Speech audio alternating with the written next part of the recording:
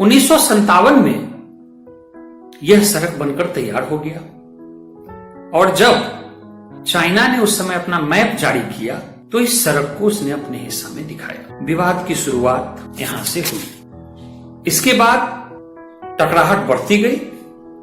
नेहरू और उस समय के चीनी प्रधानमंत्री चाउ एन लाई के बीच इस मुद्दे पर कई पत्राचार हुआ। खबर भारत में भी आने लगी।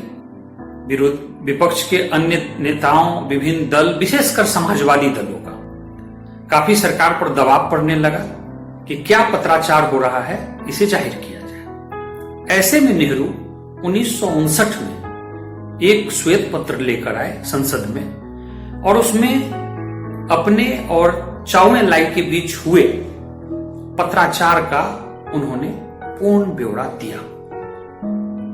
इसके बाद तो जैसे पूरे देश में बवाल मच गया।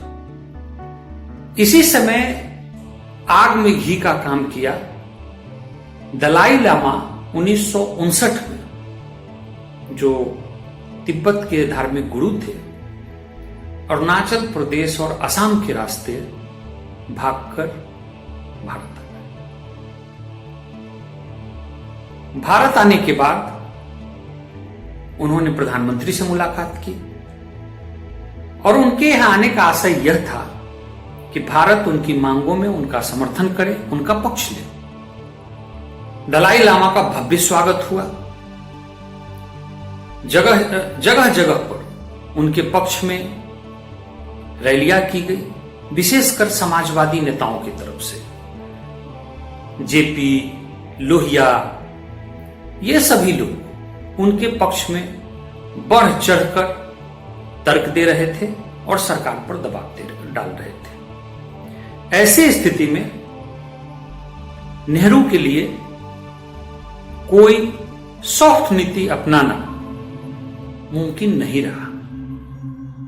1959 में नेहरू ने सीमा पर गश्ती दल को भेजने का आदेश दिया कि सीमा रेखा पर निश्चित गश्ती की जाए। तनाव यहां से बढ़ा। इसके बाद कई जगह चीनी सेना से, गश्ती दल से टकराहट हुई और मुख्यतः 2 जगह पर ऐसा हुआ और ये दोनों फ्रंट पर हुआ। पूर्वी फ्रंट पर भी हुआ और पश्चिमी फ्रंट पर भी हुआ। इसमें सबसे खतरनाक अक्टूबर 1959 में, 20 अक्टूबर 1959 की घटना है ये। कोंका दर्रा में भारतीय गश्ती दल पर चीनी जो वहां के गश्ती दल थे उसने हमला कर दिया और उसमें 9 सैनिक शहीद हो गए। उस समय तक चीन के सीमा पर भारत की ओर से सेना को नहीं तैनात किया गया था। पूर्वी सीमा रेखा पर असम राइफल रहते थे और पश्चिमी सीमा पर सीआरपीएफ के जवान तैनात थे। तो ये जो 9 जवान शहीद हुए ये सीआरपीएफ के थे और इन्हीं के शहीदी दिवस के अवसर पर प्रत्येक वर्ष 20 अक्टूबर को नेशनल पुलिस मेमोरियल डे मनाते हैं हम लोग। संसद में अटल बिहारी वाजपेयी, जो उस समय जनसंघ के युवा नेता थे, उन्होंने सरकार को कड़ी चुनौती दी और ऐसे में नेहरू को अग्रगामी नीति की ओर बढ़ना पड़ा। अग्रगामी नीति का मतलब था कि पूर्वी सीमा क्षेत्र पर सेना को तैनात कर दिया गया और जो क्षेत्र नो मैंस लैंड मिला उस पर भारतीय सेना ने चौकी बनाना प्रारंभ किया। लेकिन ये चौकी जितनी संख्या में वहां बन रहे थे उससे ज्यादा बढ़ा चढ़ाकर दिल्ली में इसे बताया जा रहा था। मतलब ये कि ग्राउंड में जितना काम नहीं हुआ, शोर शराबा उससे ज्यादा हुआ। ऐसे में स्थिति बिगड़ती गई। उधर चाउ एन लाई ने एक प्रस्ताव दिया कि सीमा विवाद को रोकने का एक प्रस्ताव यह है कि जहां जहां जिसका प्रभाव है वहां से वो 20-20 किलोमीटर पीछे हट जाए। नेहरू ने इसे मानने से इनकार कर दिया। उनका मानना था कि अक्साई चीन में के एक बहुत बड़े हिस्से पर चीनी सेना ने कब्जा कर लिया है। ऐसे में उसे 1950 के पहले की स्थिति में जाना होगा। भारत में भी चूंकि सभी चीज संसद में चर्चा के दरमियान सामने आ रहे थे, ऐसे में शांति के लिए समझौतावादी रुख अपनाना बहुत मुमकिन था नहीं। अंतिम प्रयास के रूप में चाउ एन लाई को 1960 में भारत में शिखर वार्ता के लिए आमंत्रित किया गया। वे भारत आए। विडंबना देखिए, 1956 में वही चाउ एन लाई जब पहली बार आए थे तो सभी जगह उनका जोरदार स्वागत हुआ। भारत चीन भाई भाई के नारे लगे। इस बार उनको बंद गाड़ी में चुपके से लाया गया। इस बार नारा लग रहा था, भारत चीन बाय बाय। पूरे 7 दिन चाउ एन लाई भारत रहे। 22 घंटे तक नेहरू से बात हुई उनकी। नेहरू ने समझौता जो उनका प्रस्ताव था उसको मानने में असमर्थता व्यक्त की। उन्होंने कहा कि चाउ एन लाई को उनके कैबिनेट के मंत्री से भी बात करनी चाहिए। इस समय तक नेहरू अपने शासन के 15वें वर्ष में थे और कैबिनेट के कई सदस्य उनको चैलेंज देने की स्थिति में थे, या ऐसे कहें कि नेहरू को लोकतंत्र में आस्था थी और वह कैबिनेट व्यवस्था में विश्वास करते थे। चाउ एन लाई ने उस समय के गृह मंत्री गोविंद वल्लभ पंत से मुलाकात की, उस समय के वित्त मंत्री मोरारजी देसाई से मुलाकात की, उपराष्ट्रपति से मुलाकात की और कहते हैं कि मोरारजी देसाई से उनकी बड़ी तीखी बहस हुई। इसे आज की स्थिति में देखिए, क्या संभव है कि किसी देश के प्रधानमंत्री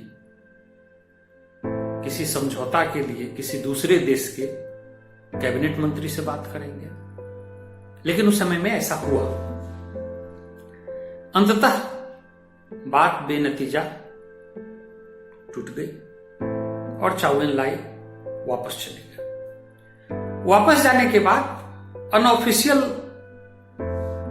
सोर्स से यह खबर छपती रहती है, कई पेपर में यह खबर आई कि वहां उन्होंने नोटिंग में लिखा कि भारत समझौता करने के लिए तत्पर नहीं है, वह युद्ध के लिए तैयार है और वह आक्रामक नीति अपनाने की दिशा में बढ़ चुका है। अब भारत चीन सीमा विवाद के निपटारे का एकमात्र तरीका युद्ध ही है। और चीन के वारफेयर का जो एक टैक्टिक्स होता है, प्रोपेगेंडा, वो उस समय में भी था। और फिर उन्होंने बहाना बनाया कि भारत भी अपने मूल उद्देश्य से भटक गया है, वह समाजवाद के रास्ते से हट चुका है, द्वितीय पंचवर्षीय योजना में वह पूंजीवाद की ओर चल चुका है, वहां बुर्जुआ वर्ग का प्रभुत्व कायम हो गया है, आदि आदि। ऐसे स्थिति में चीन चुपके चुपके युद्ध की तैयारी में लग गया। और इधर 1961 में संसद में लगातार बहस होता रहा। इसी समय जेबी कृपलानी ने संसद में एक यादगार भाषण दिया कि कैसे चीन ने अक्साई चीन का एक बड़ा हिस्सा अपने कब्जे में ले लिया है। और 61 में ही इसी संसद बहस के दौरान एक अजीब स्थिति उत्पन्न हो गई, जब नेहरू ने झल्लाकर यह कहा कि अक्साई चीन बिल्कुल वीरान जगह है, वहां कोई आबादी, कोई वनस्पति नहीं है। उन्होंने कहा कि इतना निर्जन है कि वहां एक घास का तिनका भी नहीं उग सकता। तो कांग्रेस के उस समय के देहरादून के सांसद महावीर त्यागी, वो नेहरू के काफी करीबी थे, उन्होंने अपना सिर दिखाते हुए कहा कि मेरे सिर पर एक भी बाल नहीं है, तो क्या मेरे गर्दन का कोई महत्व नहीं है? उस समय तो संसद में सभी लोग हंसने लगे, लेकिन यह दिखा रहा था कि विरोधी दल के साथ साथ कांग्रेस के अंदर की स्थिति कैसी थी। कांग्रेस के अंदर में भी चीन से किसी प्रकार के समझौता नहीं करने का मन बन रहा था। इस स्थिति में अब दो ही उपाय थे, या तो चीन से मुकाबला करने के लिए भारत अपनी सैन्य शक्ति को मजबूत करने के लिए पश्चिमी देशों के साथ जाए। इसे मानने के लिए न तो नेहरू तैयार थे, न उस समय के रक्षा मंत्री। दूसरा उपाय यह था कि कुछ ले देकर चीन के साथ समझौता किया जाए, लेकिन उस समय में जो देश का जनमानस बन चुका था उसमें किसी भी प्रकार के लेन देन संभव प्रतीत नहीं हो रहा था। कुल मिलाकर 61 आते आते युद्ध की स्थिति बन चुकी थी। अब हम कुछ बात कर लेते हैं उस समय के रक्षा मंत्री और उस समय के सेनाध्यक्ष की भी बात करें। उस समय रक्षा मंत्री थे कृष्ण मेनन और जनरल थिमैया थे सेना। कृष्ण मेनन वामपंथी विचारधारा के अड़ियल और तेज इंसान थे।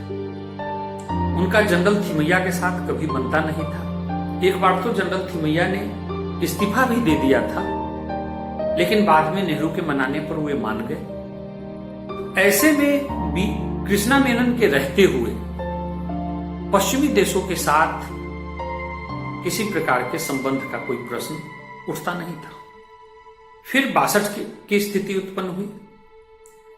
62 के जुलाई में इसी गलवान घाटी में, जहां अभी 15 जून को झड़प हुआ, इस पर हम बाद में आएंगे और ये वीडियो भी हम लोग उसी घटना के बाद बना रहे हैं। जुलाई में उसी गलवान घाटी में झड़प हुआ। सितंबर में अरुणाचल प्रदेश के थांगला में वहां भी झड़प हुआ। फिर 19-20 अक्टूबर को चीनियों ने दोनों मोर्चे पर, पूर्वी मोर्चे पर और पश्चिमी मोर्चे पर, दोनों पर हमला कर दिया। उनका हमला काफी तीव्र था। भारत इसके लिए तैयार नहीं थी और वो काफी अंदर आते गए। 24 अक्टूबर को चीन ने अपनी तरफ से अभियान रोक दिया और वहां के प्रधानमंत्री चाउ एन लाई ने पुनः अपना पहले वाला प्रस्ताव ही दोहराया कि 20 किलोमीटर पीछे दोनों पक्ष चला जाए। नेहरू ने भी वही पुरानी बातें कही। ऐसे स्थिति में तनाव कायम रहा। भारत के रक्षा मंत्री ने इस्तीफा दे दिया और नई परिस्थिति में भारत ने पश्चिमी देशों से सहयोग की अपील की। अमेरिकी राजदूत से मुलाकात हुई और अमेरिका और ब्रिटेन ने सहयोग करने के लिए कुछ हथियार रवाना किए। कनाडा और फ्रांस ने भी सहयोग का वादा किया। इस परिस्थिति में 15 नवंबर को चीनियों ने पुनः हमला किया और वो पूरे अरुणाचल को जीतते हुए असम के मैदानी भाग तक आ गए।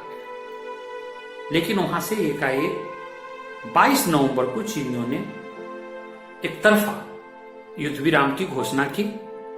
पूर्वोत्तर क्षेत्र में, जिसे उस जमाने में नेफा कहा जाता था, उसमें वे मैकमोहन रेखा के उत्तर चले गए और पश्चिमी सीमा पर अक्साई चीन में वे इस ताजा झड़प से पहले वाली स्थिति पर चले गए।